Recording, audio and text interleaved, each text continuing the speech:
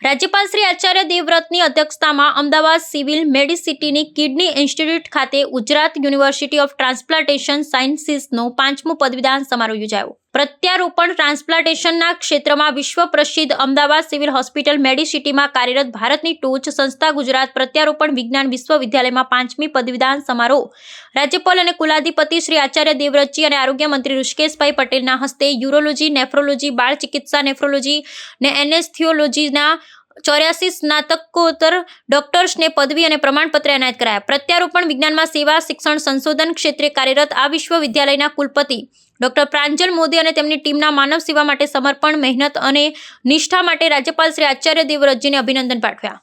રાજ્યપાલ શ્રી આચાર્ય દેવવ્રતજીએ જણાવ્યું કે આ નિશ્ચિતપણે ગર્વની વાત છે કે ગુજરાત પ્રત્યારોપણ વિજ્ઞાન વિશ્વવિદ્યાલય, શ્રીમતી GR દોશી અને શ્રીમતી KM મહેતા કિડની રોગ અને સંશોધન કેન્દ્ર તેમજ ડોક્ટર HL ત્રિવેદી પ્રત્યારોપણ વિજ્ઞાન સંસ્થાને એક નવો ઇતિહાસ સર્જ્યો છે। આજે પ્રજ્ઞશ્રી ડોક્ટર HL ત્રિવેદીજીની આત્માને નિશ્ચિતપણે આનંદની અનુભૂતિ થઈ રહી છે।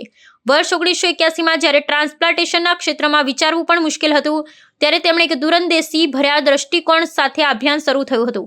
આજે તેમનું આ સપનું સાકાર થતું જોવા એ અત્યંત આનંદની વાત છે। આ કાર્યક્રમમાં આરોગ્ય વિભાગ અગ્ર સચિવ Shri Dhananjay Trivedi, additional director Raghavendra Dixit, RKRDC સંસ્થાના ગુરુમાતા સુશ્રી સુનીતાબેન ત્રિવેદી, GUTSના રજિસ્ટ્રાર શ્રી કમલભાઈ મોદી, અમદાવાદ સિવિલ મેડિસિટીના વિવિધ સંસ્થાના ડાયરેક્ટર, સુપ્રેસિડેન્ટ, ડીન તેમજ GUTSના બોર્ડ મેમ્બર્સ, ડોક્ટર અને અન્ય સ્ટાફ તેમજ વિદ્યાર્થીઓ ઉપસ્થિત રહ્યા હતા।